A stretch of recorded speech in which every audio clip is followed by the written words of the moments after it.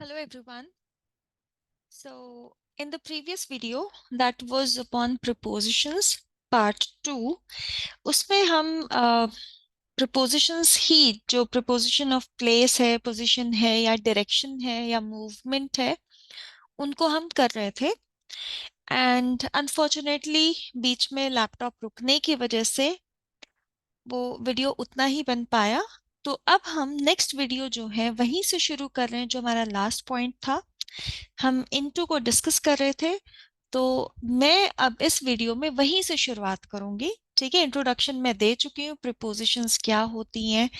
ठीक है, जो नाउन और प्रोनाउन के पहले इस्तेमाल की जाए वो प्रीपोजिशंस होती हैं, वर्ब के बाद आती हैं और नाउन और प्रोनाउन के पहले आती हैं।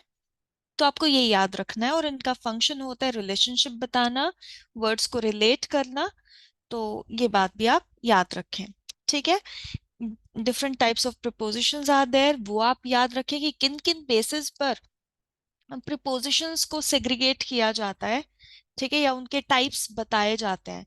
तो प्रिपोजिशंस की अगर आपको पहचान ही हो जाएगी वर्ड्स की कि हाँ ये वर्ड कैसा बना है। ठीक है, इनटू है, ये किस टाइप का प्रिपोजिशन है या ये प्रिपोजिशन है या नहीं है, तो आपको ये सारी चीजें ना पहचाननी आनी चाहिए। पार्ट्स ऑफ स्पीच की नॉलेज आपको होनी चाहिए कि कौन सा पार्ट ऑफ स्पीच है और किस काम आता है। ठीक है, तो ये चीजें आपको बहुत हेल्प करेंगी जब आपको आंसर राइटिंग करनी है उसमें, और जब आपको एरर फाइंडिंग करना है उसमें भी। ठीक है, जब आपको सेंटेंस को करेक्ट करके लिखना होता है। तो बेसिकली क्वेश्चंस वही आते हैं कि आपको मिस्टेक्स दी जाती है सेंटेंस में और आपको करेक्ट करने के लिए दे दिया जाता है कि आप इनको सही करके लिखिए, जो गलती है उसको छांटिए। तो अगर आपको पता ही नहीं होगा कि गलत क्या है, कौन सा पार्ट ऑफ स्पीच कहाँ पर आना चाहिए और क्या गलती है उसमें, तब तक आप उसको सही तरीके से सॉल्व नहीं कर पाएंगे। तो पहली बात तो आपको पहचान ही होनी चाहिए कि कौन सा वर्ड क्या है और कहाँ इसकी जगह है। ठीक है, और किस किस पॉइंट पर इसको इस्तेमाल करना जरूरी है। तो प्रिपोजिशंस को सीखने का मेन पर्पस यही है। ठीक है, सो लेट्स बिगिन नाउ। अब शुरू करते हैं। Let's begin with into. ठीक है, हम इनटू की बात कर रहे थे कि इनटू का मतलब क्या है। इनटू बना है, ये कंपाउंड प्रिपोजिशन है जो इन और टू को मिलाकर बना है। इनटू में मैंने बताया था कि इनवर्ड मूवमेंट होती है, अंदर की तरफ। आप कहीं किसी चीज के अंदर जा रहे हैं, फॉर एग्जाम्पल आप कमरे में भागते हुए जा रहे हैं, so you say I was rushing into the room. ठीक है, तो इस केस में आप ऐसा बोल सकते हैं। या फिर कई बार क्या होता है कि आप किसी से अचानक से टकरा गए। ठीक है, अचानक से हुई मुलाकात को आप कहते हैं आई रैन इनटू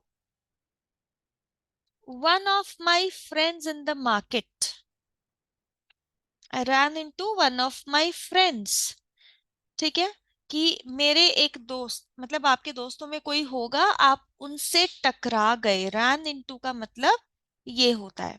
ठीक है, रैन इनटू मतलब अचानक से, मीट बाय चांस, अचानक से जो मुलाकात हो जाती है उसके लिए आप रैन इनटू का इस्तेमाल करते हैं।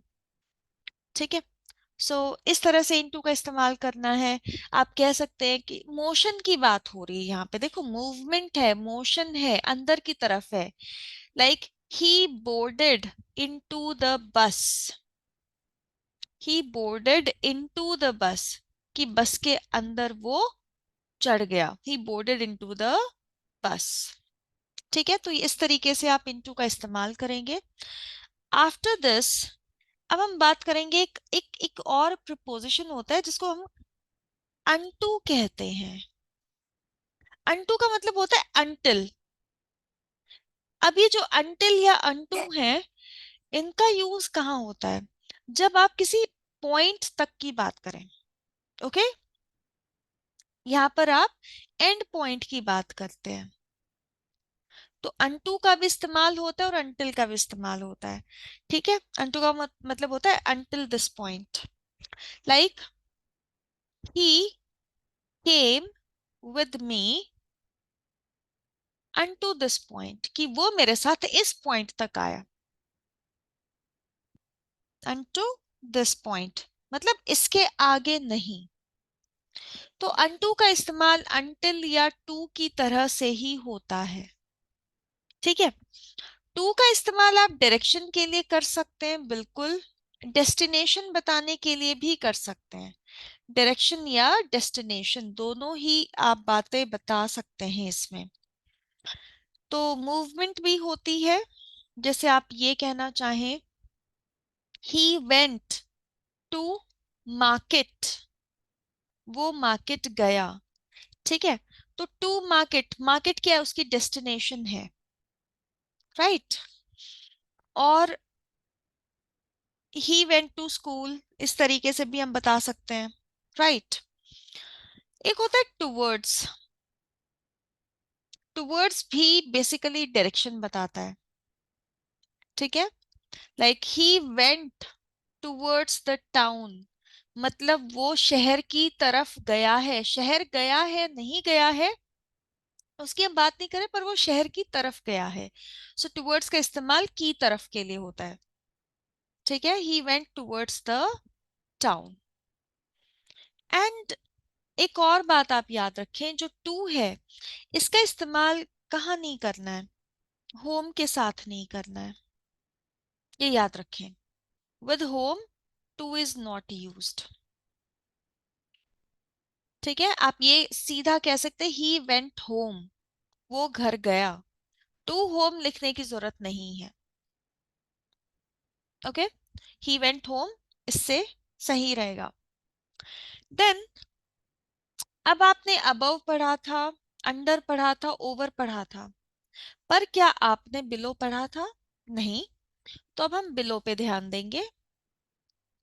जो बिलो वर्ड है, ये लो पहले ही इसमें आ रहा है, बी प्लस लो से बना है। ठीक है। तो ये भी कंपाउंड प्रिपोजिशन है। तो बिलो का मतलब क्या होता है? At a lower position. Okay. At a lower position, below का मतलब होता है ये, at a lower position, this is below. ठीक है। Like an octopus. अब आप जैसे ऑक्टोपस जैसे जानवर है, इसको कहाँ देखते हो? ये पानी के ऊपर तो नहीं दिखता है कभी भी। तो आप क्या करते हो? Below the surface of water. An octopus swims below the surface of water. तो बिलो मतलब पानी की सतह के नीचे। ठीक है। बिलो पॉवर्टी लाइन होता है कि there are so many people in India और crore of people in India below poverty line. ठीक है। बिलो पॉवर्टी लाइन होता है, या बिलो सी लेवल होता है कि this place is 100 meters below the sea level. तो वहां पे हम इस्तेमाल करते हैं बिलो का। ठीक है। ही रैंक्ड बिलो मेनी स्टूडेंट्स, मतलब लेवल की बात आ रही है, लोअर पोजीशन की। ठीक है। तो वहां पर भी आप बिलो का इस्तेमाल कर सकते हैं, राइट। तो ये बिलो की बात हो गई है। अब एक और चीज होता है, हम ये कह सकते हैं, जैसे एक होती है बीनीथ। आपने सुना भी होगा बीनीथ और अंडरनीथ, इन दोनों का एक जैसा ही इस्तेमाल है। ठीक है। बीनीथ और अंडरनीथ का मतलब कवर्ड बाय समथिंग, किसी चीज के तले होना, कि कोई चीज उसको कवर कर रही हो। जैसे कि हम कई बार कहते हैं कि the ground beneath my feet, the ground beneath my feet मतलब पैरों तले की जमीन। The ground beneath my feet shook, मतलब वो जमीन हिल गई। So the ground beneath my feet shook. तो वो पैरों के तले की जमीन है, मतलब कौन कवर कर रहा है? पैर। पैर आपके कवर कर रहे हो जमीन को। ठीक है। देन आप और क्या कह सकते हैं इसके अलावा? He wore a black shirt. He wore a black shirt underneath his jacket. कि उसने अपनी जैकेट के नीचे क्या पहना था, मतलब उसको कवर कौन कर रहा था, उसकी जैकेट उसकी शर्ट को कवर करती है। हम कपड़े पहनते हैं, हम 3 लेयर्स में 4 लेयर्स में कपड़े पहनेंगे, तो जो सबसे ऊपर वाला होगा वो बाकी 3 लेयर्स को तो कवर कर रहा होगा ना। आपने शर्ट पहने, स्वेटर पहने, फिर उसके बाद आपने कोट पहना है, तो कोट के अंडरनीथ शर्ट भी है और स्वेटर भी है, तो ये अंडरनीथ की बात होती है। कई बार क्या होता है, जैसे आपने कहीं और भी पढ़ा होगा कि there was a secret door, there was a secret door underneath या बीनीथ द कारपेट, कि कारपेट के नीचे, ठीक है, फर्श पर कारपेट बिछा हुआ है, उस कारपेट के नीचे एक सीक्रेट डोर था, तो वो कहाँ है, कारपेट उसको कवर कर रही है। सो बीनीथ और अंडरनीथ की जो यूसेज है उसमें कवरेज का सेंस आता है, ठीक है। तो इस बात को आप ध्यान रखें। आई होप यहां तक आपको समझ में आया होगा। If there is any doubt you can let me know, ठीक है। अब इसके बाद और क्या प्रिपोजिशंस आती हैं, और भी काफी सारी होती हैं, जैसे एक होता है अबाउट। अबाउट होता है के बारे में, किसी चीज के बारे में, ठीक है। तो अगर हमें किसी चीज का इंट्रोडक्शन देना हो तो वहां पर हम अबाउट का इस्तेमाल करते हैं। Like it is about the study of maps, मतलब किस चीज के बारे में है, ठीक है। So it is about the study of maps, वहां पर हम अबाउट का इस्तेमाल करते हैं, ठीक है। He asked me about, he asked me about my parents, मेरे पेरेंट्स के बारे में पूछा उसने, ठीक है। तो ये प्रिपोजिशन है अबाउट, जो नाउन से पहले आते हैं और उन नाउन को इंट्रोड्यूस करते हैं, जनरली इंट्रोडक्शन ऑफ नाउन होता है इसमें, ठीक है। एक मिनट।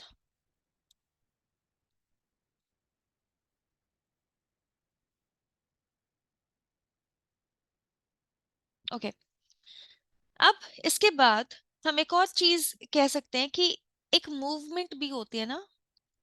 हम जैसे किसी को कहते हैं कि कोई यहीं पर चक्कर लगा रहा है ना, हमारे घर के चारों तरफ, मूवमेंट को भी हम कह सकते हैं, like he was roaming about, he was roaming about the lens, कि वो इन गलियों में ही चक्कर लगा रहा था।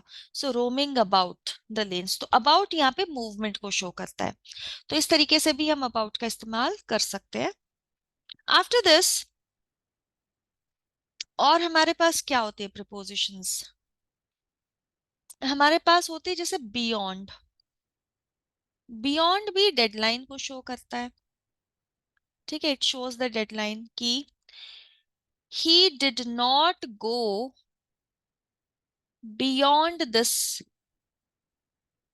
He did not go beyond this house, कि वो इस घर से आगे नहीं गया, तो डेडलाइन उसकी कहाँ थी, इस घर तक ही थी, ठीक है। एक होता है विदिन। विदिन का यूज हम कहाँ करते हैं, लिमिट शो करने के लिए ही, ठीक है। Like you can play within this area, you can play within this area, right. Then beyond, within, okay, about, around, तो ये सराउंडिंग्स को शो करता है, okay. So you can say he was playing around, right. And then across होता है, ये direction की sense देता है। अक्रॉस मतलब कि ब्रेड्थ के according, okay, like he went across the river, कि वो रिवर के, नदी के एक छोर से दूसरे छोर तक गया। ठीक है, तो ये जो डायरेक्शन है यहाँ पर, डायरेक्शन इज ब्रेड्थ वाइज। ठीक है, डायरेक्शन जो है वो ब्रेड्थ के हिसाब से है। अब ब्रेड्थ को आप हिंदी में क्या कहते हैं? चौड़ाई। हाँ, ठीक है, तो जो नदी की चौड़ाई है उसके हिसाब से है ये अक्रॉस का डायरेक्शन। अब इसी के पैरेलल में एक होता है अलोंग। अलोंग होता है लेंथ वाइज। इसमें भी डायरेक्शन की सेंस है, लेकिन ये लंबाई के अनुसार है। Like he walked along the road, कि वो रोड के किनारे चला उसकी लेंथ के हिसाब से। ठीक है, तो अलोंग में सेंस ऑफ पैरेललिज्म होता है। ठीक है, फिर आता है उसके बाद थ्रू। थ्रू भी समझना बहुत जरूरी है। थ्रू होता है किसी चीज से होकर गुजरना। ठीक है, माने ये कोई पाइप है या टनल है, एक एंड से अंदर जाना, दूसरे एंड से बाहर आना, ये थ्रू की डायरेक्शन को शो करता है। ठीक है, तो किसी चीज से होकर गुजरना, टू पास थ्रू समथिंग। जहां आप ऐसी चीज बताना चाहते हैं वहां आप थ्रू का इस्तेमाल कीजिए, टू पास थ्रू समथिंग। ठीक है, किसी चीज से होकर गुजरना। लाइक वी ड्रोव, हमने गाड़ी चलाई, थ्रू द टनल, टनल के अंदर से होकर गुजरे, है ना।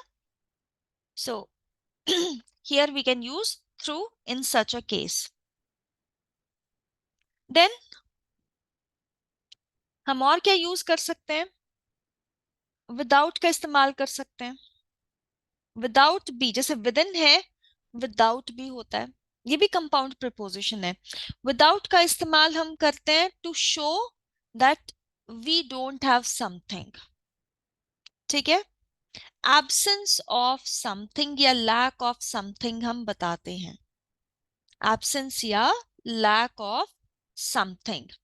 जैसे कि we can say he came without his notes, वो अपने नोट्स के बगैर ही आ गया। तो ये जो विदाउट है ये यहाँ पर प्रिपोजिशन का ही काम कर रहा है, किसी और चीज का नहीं, तो आप इस बात का ध्यान रखें। अपार्ट फ्रॉम दिस एक और चीज होती है, एक होता है बिटवीन। ठीक है, बिटवीन भी कंपाउंड प्रिपोजिशन है, जिसका मतलब होता है दो के बीच में, दो के दरमियान। Okay, mention of two people specially, वहां पे बिटवीन का इस्तेमाल होता है। जैसे कि the secret is between us, तो दो लोगों के बीच की बात है। The secret is between us, हम दोनों के बीच की बात है। ठीक है, तो आप और मैं, दो लोग। अब बिटवीन का ना, अब यहाँ पे जो अस कौन है, नाम नहीं गिवन है। ठीक है, लेकिन जहां पर व्हेन नेम्स आर गिवन, जब नाम दिए गए हों, so between can be used for more than two, दो से ज्यादा के लिए भी बिटवीन का इस्तेमाल किया जा सकता है। ठीक है, अब ये बात नहीं हो सकती है आपके लिए, इसीलिए मैंने कलर चेंज किया है। सबको पता है कि बिटवीन दो के लिए होता है, लेकिन बिटवीन का इस्तेमाल दो से ज्यादा के लिए भी हो सकता है। वो कब होगा? जब नाम दिए जाएं स्पेसिफिकली। जैसे आप कह सकते हैं, कोई भी शहर ले लीजिए या कोई भी सिटी ले लीजिए या स्टेट ले लीजिए। जैसे आप कहना चाहें दिल्ली के बारे में, दिल्ली इज बिटवीन, बीच में है। बिटवीन का मतलब हो गया बीच में। सो दिल्ली इज बिटवीन, आप क्या क्या कह सकते हैं? हरियाणा, और किसका बॉर्डर लगता है हरियाणा के अलावा? यूपी। ठीक है, और किसका बॉर्डर लगता है उसके अलावा? आई थिंक उत्तराखंड का लगता होगा। ठीक है, अगर किसी और का भी लग रहा हो तो आप उस चीज का ध्यान रखें, बट मेरे हिसाब से इन्हीं तीन का लगता है। ठीक है, तो हरियाणा, यूपी एंड उत्तराखंड, मानो इनके बॉर्डर लगते हैं। ठीक है, या कोई और भी एग्जाम्पल ले सकते हैं। आप लोग ज्योग्राफी पढ़ रहे होंगे तो आपको बेटर पता होगा। बट हाँ देखें, अब यहाँ पे मैंने तीन स्टेट्स का नाम मेंशन किया, तो यहाँ पर हो सकता है बिटवीन का इस्तेमाल जब हमने स्पेसिफिकली तीन जगह का नाम लिया है। राइट। तो बिटवीन का इस्तेमाल यहाँ हो सकता है जब दो से ज्यादा की बात हो but specific names are given. अब एक और चीज होती है, हम कह सकते हैं बिटवीन के अलावा ऐसे ही इस्तेमाल के लिए हमारे पास है अमंग। अब जो अमंग है, अमंग का इस्तेमाल होता है when you mention more than two people, दो से ज्यादा लोग। ठीक है, मोर देन टू पीपल और थिंग्स। ठीक है, नेम्स आर नॉट रिक्वायर्ड, नामों की यहां जरूरत नहीं होती है, कॉमन सेंस में होता है। So I hope you are getting this, आपको समझ में आ रहा होगा। Right right? तो अमंग का इस्तेमाल यहां होता है लाइक डिस्ट्रीब्यूट इट। कोई चीज है, आपके घर में भी कोई चीज आता है, कोई चीज आती है तो आप क्या कहते हैं, या आपके पेरेंट्स क्या कहते हैं, या कोई भी बड़ा कहता है distribute it among yourselves, कि आप आपस में बांट लो। Distribute it among yourselves, आपस में बांट लो। ठीक है, तो अमंग, अब योर सेल्व्स कितने हैं, पांच हैं, 10 हैं, दो हैं, चार हैं, हमें नहीं पता है। ठीक है, अब एक और शब्द होता है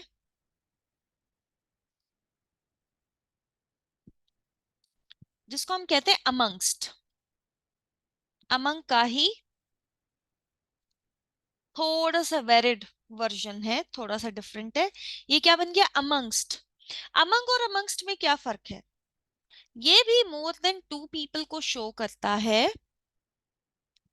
ठीक है, दो से ज्यादा लोगों की जहां बात हो रही हो या चीजों की बात हो रही हो, लेकिन फर्क किस चीज का है, डिफरेंस आता है अब इसमें वॉवल साउंड का। तो जब अमंग के बाद ये पहला शब्द, जो पहला अक्षर है, अगर ये वॉवल साउंड होगा तो क्या आएगा, अमंगस्ट आएगा।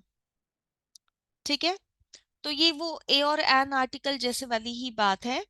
तो वॉवल साउंड होगी तो अमंगस्ट आएगा, और कॉन्सोनेंट साउंड होगी तो अमंग आएगा। जैसे वी सॉल्व्ड इट, मतलब कोई मैटर था, आप कह रहे हैं we solved the matter amongst ourselves, आपस में हमने सुलझा लिया। अब ये जो अवर सेल्स है, ओ से स्टार्ट हो रहा है, वॉवल साउंड है, तो इसी वजह से क्या होगा, यहाँ पर अमंगस्ट का इस्तेमाल होगा। और योर सेल्फ में क्या है, वाई, य साउंड है, कॉन्सोनेंट है, तो अमंग का इस्तेमाल होगा। आई होप आपको ये वाला डिफरेंस समझ में आ गया होगा। तो देखिए, वीडियोस को बहुत ध्यान से देखना इसीलिए जरूरी है ताकि आपको एक अच्छा रिवीजन मिल जाए। ठीक है, और आपके कॉन्सेप्ट्स की क्लैरिटी हो पाए। ठीक है, तो ये बातें आप ध्यान रखें। मेरी कोशिश यही रहती है कि आपको मैं जो सही चीज है और जो आपको एग्जाम में एकदम से हेल्प करेगी, जो आपसे पूछे जा सकते हैं कॉन्सेप्ट्स, ठीक है, मैं आपको वही चीजें समझाऊं। ओके, तो ये हो गया। अब एक होता है ऑफ, ठीक है, और दूसरा होता है ऑफ। अब दोनों ऑफ हैं। पहला ऑफ किस चीज को बताता है, बिलोंगिंगनेस को, कि आपकी किसी से कोई रिश्तेदारी है। ठीक है, कोई रिलेशन है। जैसे child is the father of man, child is the father of man. अब इस केस में मैन क्या है, आदमी है, फादर, बच्चा कौन है, बच्चा क्या होता है। अब ये एक बहुत बड़ी कहावत है। ठीक है, एक प्रोवर्ब आप कह सकते हैं, जो एक पोएट्री में से ली गई है विलियम वर्ड्सवर्थ की, ठीक है। तो child is the father of man, तो फादर और मैन में क्या रिलेशनशिप है कि आदमी का बाप एक बच्चा ही होता है, ठीक है। तो ये जो ऑफ है ये सेंस ऑफ रिलेशनशिप बता रहा है, बिलोंगिंगनेस बता रहा है, ठीक है। आपने और भी देखा होगा the queen of Jhansi, Jhansi की रानी। तो इनके बीच में रिलेशनशिप क्या है झांसी और क्वीन के बीच में, कि जो क्वीन है वो कहाँ की है, वो झांसी की है, कहाँ बिलोंग करती है, झांसी में, है ना। द मैन ऑफ मालगुडी आपने सुना होगा, ठीक है। और आपने ये भी द बे ऑफ बंगाल, उसमें वो बे कहाँ बिलोंग करती है, बंगाल में, ठीक है। तो की जो हिंदी में होता है की, ये वाला की, तो वो ऑफ होता है, जो रिलेशनशिप बताता है, बिलोंगिंगनेस बताता है कि आपस में उनका कोई संबंध है, ठीक है। तो ऑफ का मतलब है जैसे कारक होते हैं ना आपके, वैसे ही प्रिपोजिशंस भी हैं, ठीक है। तो ऑफ यहाँ पे संबंध बता रहा है। और एक है ओ डबल एफ, ये आपके अपादान कारक की तरह से होता है। ओ डबल एफ का मतलब है कि ये सेपरेशन बताएगा, ठीक है। Away from something, away from something, ठीक है, किसी चीज से दूर होना, ठीक है, या किसी चीज से डिस्टेंस पे होना, या फिर सेपरेशन होना, अलगाव होना, किसी चीज से अलग होना, ठीक है।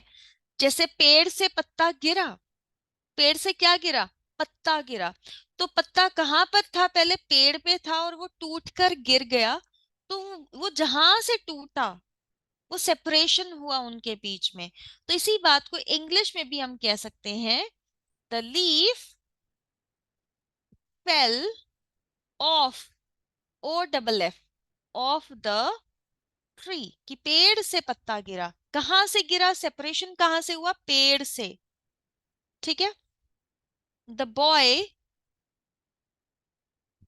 फेल ऑफ द क्लिफ, वो चट्टान से गिर गया, कहां पर था, वो क्लिफ पे था, ठीक है, और वहां से वो गिर गया। या जंप्ड ऑफ द क्लिफ भी होता है कि कुछ लोग पहाड़ों पर जाकर खड़े हो जाते हैं और छलांग लगा देते हैं, तो जंप्ड ऑफ द क्लिफ ऐसे भी हो सकता है। और अवे फ्रॉम समथिंग का मतलब भी यही हो सकता है ना कि जैसे जैसे हम करंट को डिस्कनेक्ट कर देते हैं, है ना। Turn off the light, turn off the light, light बंद कर देना, ठीक है। सो उसका डिस्कनेक्शन कर देना, तो उससे उस केस में भी ऑफ का इस्तेमाल किया जाता है, ठीक है। अब ऑफ से हम कुछ और वर्ड्स भी बनाते हैं, इनको फ्रेजल वर्ब्स भी कहा जाता है, जैसे पुट ऑफ, पुट ऑफ एक तो मूड के लिए होता है, ठीक है, पुट ऑफ, तो मूड खराब हो ना, जब अपसेट मूड हो, तो पुट ऑफ ये भी हो सकता है। या फिर पुट ऑफ का मतलब होता है जैसे पुट ऑन कपड़े पहनना, put off the clothes, to remove the clothes, ठीक है, उस केस में भी यूज हो सकता है। या पोस्टपोनमेंट के लिए भी किया जा सकता है, जब आप जैसे मीटिंग को पोस्टपोन किया जा रहा हो तो put off the meeting, postponement भी शो करता है। देन इसके अलावा और हमारे पास कौन सी प्रपोजिशंस होती हैं, एक होता है विद। अब विद देख, विद इन देख लिया, विदाउट देख लिया, लेकिन विद के बारे में तो जाना ही नहीं। अब विद में क्या होता है, in with we talk about accompaniment, ठीक है। विद शोज, एक तो होता है अकम्पनीमेंट कि साथ देना, साथ होना, राइट। जैसे कि I will come with you, मैं आपके साथ आऊंगी, I will come with you, ये वाली बात हो गई, ठीक है। तो ये हो गया accompaniment, I will come with you. दूसरा होता है किसी चीज की मदद से कोई काम करना, ठीक है।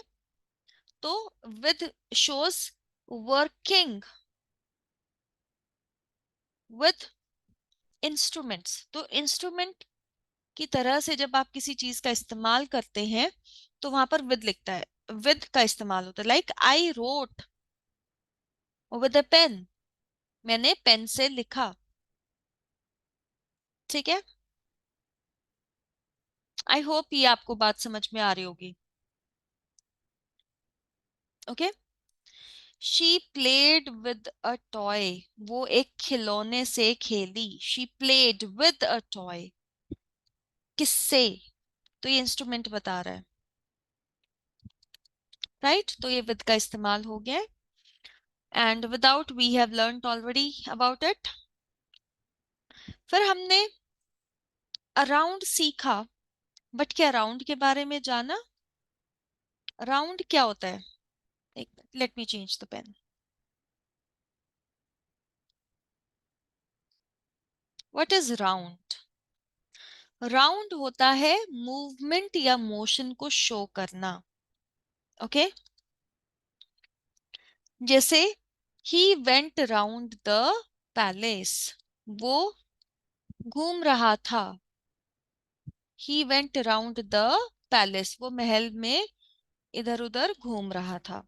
ठीक है, तो इट शोज मोशन या मूवमेंट, ये राउंड का इस्तेमाल है। ठीक है, then apart from this we have behind. ठीक है, बिहाइंड का इस्तेमाल हम किस चीज के लिए करते हैं? जब किसी चीज के पीछे कोई चीज होती है, लोकेशन बताने के लिए। ठीक है, like he hide behind me, वो मेरे पीछे छिप गया। ठीक है, पीछे की तरफ, बैक साइड।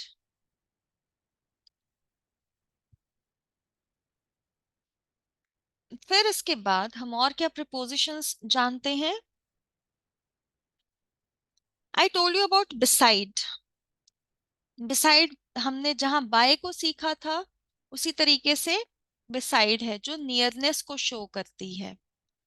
ठीक है, like he stood beside me, वो मेरे साइड में खड़ा रहा। बिसाइड मी का मतलब यहाँ पर एक तो सपोर्ट है, ही स्टूड बिसाइड मी मतलब उसने मेरा साथ दिया।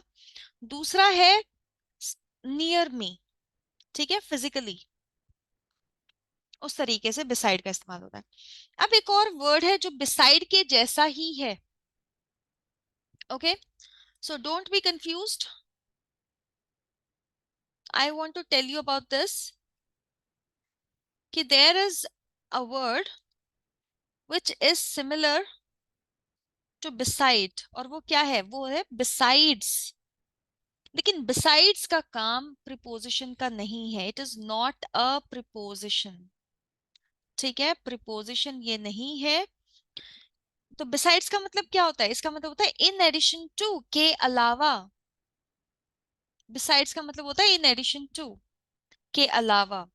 कि besides taking care of the family, besides taking care of the family,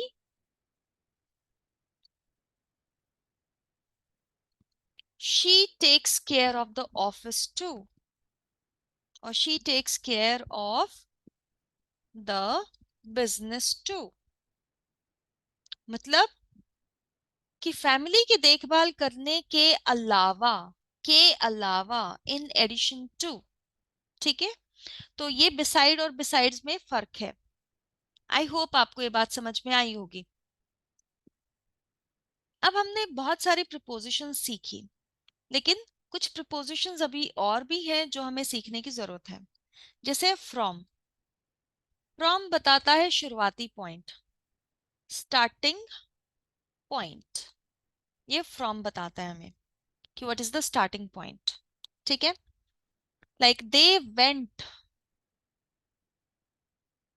from Delhi, और एंडिंग पॉइंट टू से, टू मुंबई। ये वाली बात है। ओरिजिन पॉइंट भी बताता है, फ्रॉम जो है ये आपको ओरिजिन कहाँ से शुरू होती है। जैसे आप कह सकते हैं कि गंगा ओरिजिनेट्स फ्रॉम, शुरू कहाँ से होती है? गंगा ओरिजिनेट्स फ्रॉम आप कह सकते हैं जैसे हरिद्वार, या बाकी जो भी लोकेशन है, जो ग्लेशियर है उसका, गंगोत्री ग्लेशियर, आप वो भी कह सकते हैं, ठीक है। So you can tell about this. इसके अलावा फ्रॉम हो गया, टू एंडिंग पॉइंट बताएगा, ये बात आप याद रखें। एंड फिर उसके अलावा हमने ऑलमोस्ट सारी प्रपोजिशंस कर ली हैं, बट अगर कुछ रह गई है तो let me think about them. For का इस्तेमाल, ठीक है। फॉर का इस्तेमाल पर्पस के लिए भी होता है, ठीक है, और डेस्टिनेशन के लिए भी होता है। जैसे दे लेफ्ट फॉर मुंबई, कि वो मुंबई के लिए निकल चुके हैं, या वे मुंबई के लिए निकल गए थे। तो ये बता रही है डेस्टिनेशन। अब पर्पस के लिए हम क्या यूज कर सकते हैं, like they came here for vacations, कि वो वेकेशंस के लिए आए हैं। किस पर्पस के लिए आए हैं, वेकेशंस के लिए आए हैं। तो फोर का इस्तेमाल इस तरीके से भी किया जा सकता है, और मैंने बताया था कि टाइम के लिए होता है जब आप ड्यूरेशन की बात करें, ठीक है। तो ये बात आपको याद रखनी जरूरी है। फिर मैंने बाय का इस्तेमाल आपको टाइम के लिए भी बताया और मीन्स ऑफ ट्रैवल के लिए भी बताया। लेकिन बाय का इस्तेमाल एक और चीज के लिए होता है, जब आप एजेंसी की बात करें, when you talk about who is the agent, ठीक है, कि ये काम किसके द्वारा किया गया। आपने एक्टिव पैसिव वॉइस में देखा होगा कि मेरे द्वारा पत्र लिखा जाता है, a letter is written by me, ठीक है। तो ये एजेंट को शो करता है, बाय हुम। तो बाय के बाद कोई नाउन लिखना जरूरी है, like he was betrayed by his close relatives, ठीक है, कि उसको किसने धोखा दिया, उसके क्लोज रिलेटिव्स ने। तो उसको उसके क्लोज रिलेटिव्स के द्वारा धोखा दिया गया। बाय तो एजेंट को भी शो करता है, बाय नियरनेस को भी शो करता है कि नजदीक है कोई चीज, ठीक है। तो उसके लिए भी बाय का इस्तेमाल होता है। अब एक बात का फर्क आप समझना, अक्सर जो स्टूडेंट्स हैं वो ये गलती करते हैं, ठीक है। और वो क्या गलती करते हैं कैंडिडेट्स, जैसे एक आपको ब्लैंक दिया गया हो, एक क्वेश्चन दिया गया हो, like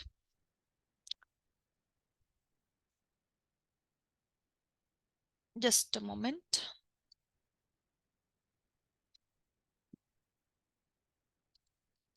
a letter was written dash him dash a pen, ठीक है। अब आपको ये दिया गया हो और आपके पास ऑप्शंस क्या हैं, बाय और विद, कि आपको दोनों ब्लैंक में इनमें से छांट के लिखना है कि कौन सा आएगा, ठीक है। तो आपको ये बात समझने की जरूरत है कि बाय तो शो करेगा एजेंट को, और एजेंट अक्सर बाय हुम होता है। हुम मतलब इंसान, ठीक है, ह्यूमन ऑब्जेक्ट होनी चाहिए। तो जहां पर ह्यूमन है, हिम है, वो इंसान के लिए इस्तेमाल किया जाता है, फॉर अ पर्सन, ठीक है। तो ये ह्यूमन ऑब्जेक्ट हुई फॉर अ पर्सन। तो यहां पर क्या आएगा, यहां पर बाय का इस्तेमाल करेंगे, बाय हिम। अब पेन, पेन क्या है, इंस्ट्रूमेंट है, एन ऑब्जेक्ट। तो ऑब्जेक्ट के लिए विद का इस्तेमाल होगा, विद अ पेन। ऐसा उल्टा नहीं करना कि a letter was written with him by a pen और by him by a pen, नहीं, ठीक है। जहां ऑब्जेक्ट है वहां पर आप विद का इस्तेमाल कीजिए। तो ये हमारी प्रपोजिशंस जो हैं ये अब कंप्लीट होती हैं, ठीक है। अब आपको मैं ना एक और चीज समझाना चाहती हूँ जिसको हम कहते हैं फ्रेजल वर्ब्स, ठीक है। फ्रेजल प्रिपोजिशंस होती, कंपाउंड मैंने आपको बताया था। अब फ्रेजल वर्ब्स भी होती हैं, let me tell you what phrasal verbs होती हैं, ठीक है। फ्रेजल वर्ब्स में क्या होता है कि वर्ब प्लस प्रिपोजिशन, इसमें क्या होगा, वर्ब प्लस प्रिपोजिशन होता है, ठीक है। अब उसमें क्या होता है कि जैसे आपने वर्ड सुने होंगे, get up, gate plus up, get up, उठ जाओ। ओके, तो इसका मतलब हो गया उठ जाओ। आपको ये क्वेश्चंस आते हैं फ्रेजल प्रीपोजिशंस के, get up, wake up. Wake up का मतलब हो गया जागना या जाग जाओ। जब हम किसी को कहते हैं वेक अप तो मतलब जाग जाओ। सिट डाउन, बैठ जाओ। ठीक है। लाई डाउन, लेट जाओ। ये अप और डाउन क्या, ये प्रीपोजिशंस है। अप मतलब ऊपर की डायरेक्शन में, डाउन मतलब नीचे की डायरेक्शन में। ठीक। देन आपने सुना होगा give up, don't give up, मतलब हार मत मानो, हार न मानना। Right. Give in, give in मतलब किसी इंसान के सामने हार जाना। ठीक है। गिव अप, अगर मैंने लिखा है डोंट गिव अप तो इसका मतलब हुआ हार न मानना। अगर लिखा गिव अप तो हार मान ली। गिव इन मतलब कि submission, you submitted to someone's, you can say, जिद होती है ना, एडमेंसी होती है। someone is adamant, someone is stubborn, तो वो जिद कर रहा है and you give in to that, so that is submission. ठीक है। Then give away, give away मतलब किसी को कोई चीज दे देना। ठीक है, ये हो गया। देन इसके अलावा और भी, जैसे ब्रेक से ही बहुत सारी प्रिपोजिशन, ये फ्रेजल वर्ब्स बनती है। जैसे ब्रेक डाउन, ब्रेक डाउन मतलब किसी चीज का खराब हो जाना। आपने देखा होगा कि मेंटल ब्रेक डाउन होता है, बसेस का ब्रेक डाउन होता है, मशीनरी का ब्रेक डाउन होता है। तो ब्रेक डाउन मतलब डैमेज। एक होता है ब्रेक अप, ब्रेकअप होता है टू ब्रेक द रिलेशन। ठीक है, किसी चीज, या ब्रेकअप किसी चीज को तोड़ना, टू ब्रेक समथिंग, खत्म करना, टू एंड समथिंग भी हो सकता है। देन ब्रेक इनटू, किसी चीज के अंदर घुस जाना। इलीगली एंटर या फोर्सफुली एंटर।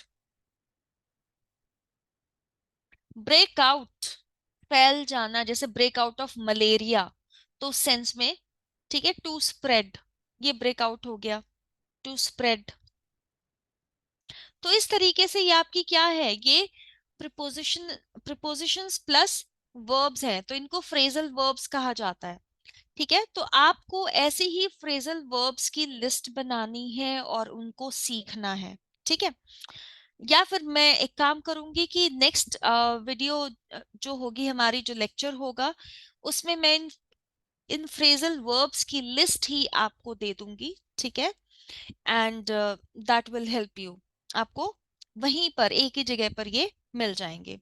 ठीक है, क्योंकि आपको, और हम उन फ्रेजल वर्ब्स के बारे में भी बात करेंगे जो आपके एग्जाम में पूछी गई हैं। ठीक है, आपके एग्जाम्स में भी प्रिपोजिशन प्लस वर्ब्स का कॉम्बिनेशन बना के पूछा जाता है। ठीक है, तो ये तो हो गई फ्रेजल वर्ब्स। इसके अलावा फिक्स्ड प्रिपोजिशंस भी होती हैं। ठीक है, we call them as fixed prepositions.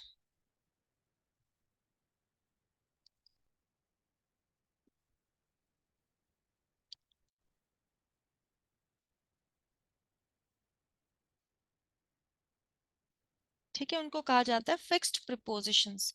मतलब कुछ सर्टेन वर्ड्स के साथ ना वो प्रिपोजिशंस यूज की जाती हैं। ठीक है, चाहे वो वर्ब के साथ या नाउन के साथ। ठीक है, जैसे एक है good at, good at something मतलब कोई काम करने में अच्छा होना। He was good at writing letters, और he was good at talking with people, तो गुड एट समथिंग। ठीक है। Approve of, approve of something या अप्रूव्ड ऑफ समथिंग, कि किसी चीज के लिए अप्रूवल देना। ठीक है। एक जैसे होता है कि known to, he is known to me. आपने ये वाली चीज एक्टिव पैसिव वॉइस में देखी होगी कि अगर आपको ये कहना हो कि मैं उसे जानता हूँ, ठीक है, तो उसका पैसिव क्या होगा, आई नो हिम। जैसे नॉर्मली ऐसे लिखा जाता है आई नो हिम, लेकिन जब आप उसको पैसिव में कन्वर्ट करते हो तो आप ऐसे लिखते हो ही इज नोन। लेकिन अक्सर पैसिव में बाय का इस्तेमाल होता है, लेकिन यहाँ नहीं, नोन के साथ he is known to me आएगा। ठीक है, he is known to me, right. तो इस तरीके से हमें क्या करना है, इन फिक्स्ड प्रिपोजिशंस को जानना है और सीखना है और अच्छी तरह से। ठीक है, जैसे कुछ वर्ड्स हैं जैसे इंस्टेड। इंस्टेड के साथ प्रिपोजिशन आती है ऑफ। इंस्टेड ऑफ का मतलब क्या होता है, किसी और चीज की जगह पर आना। ठीक है, to take position of something else. जैसे इन फ्रंट ऑफ है, अब फ्रंट के साथ इन और ऑफ इस तरीके से लगता है। ठीक है, तो ये फिक्स्ड प्रिपोजिशंस है। इन फ्रंट ऑफ मतलब के सामने। ठीक है, अलोंग और विद का एक और पेयर है, अलोंग विद दिस, कि किसी चीज के साथ साथ होना। अलोंग विद दिस, एक होता है अलोंग समथिंग, एक होता है अलोंग विद दिस, मतलब इसके साथ साथ एक और चीज और होना। ठीक है, तो अलोंग विद का ऐसे इस्तेमाल किया जाता है। आपने देखा होगा कई बार होता है इन ल्यू ऑफ, किसी चीज के बदले में, ऑन अकाउंट ऑफ। ठीक है, तो ये सारी क्या है, ये फिक्स्ड प्रिपोजिशंस हैं। एंग्री एट होता है, he is angry at someone. ठीक है, एंग्री विद नहीं कहेंगे, एंग्री एट कहेंगे। ओके, सो ये आपका प्रिपोजिशंस का आज टॉपिक कंप्लीट होता है। और प्रिपोजिशनल जो फ्रेजेस हैं, ठीक है, इन पे हम और अच्छा एक और वीडियो बनाएंगे। ठीक है, वो छोटा वीडियो होगा, उसमें दो चीजें हम करेंगे। एक तो प्रिपोजिशन से रिलेटेड जितने भी क्वेश्चंस हैं प्रीवियस ईयर्स में जो आए हैं, और कुछ और जो आपके लिए चैलेंजिंग हो सकते हैं और आपको मदद करेंगे आपके नेक्स्ट एग्जाम के लिए, वो क्वेश्चंस हम डिस्कस करेंगे। और साथ साथ ये जो फ्रेजल वर्ब्स हैं या फिक्स्ड प्रिपोजिशंस हैं, ये हम उसमें जल्दी से डिस्कस करेंगे। ठीक है, आई होप आपको ये लेक्चर्स समझ में आए होंगे। So do go through them and keep learning, keep revising, keep preparing for your exam. All the very best, and keep liking the videos and do watch them to learn something. I'll be happy if you learn something from me. Thank you so much. Take care.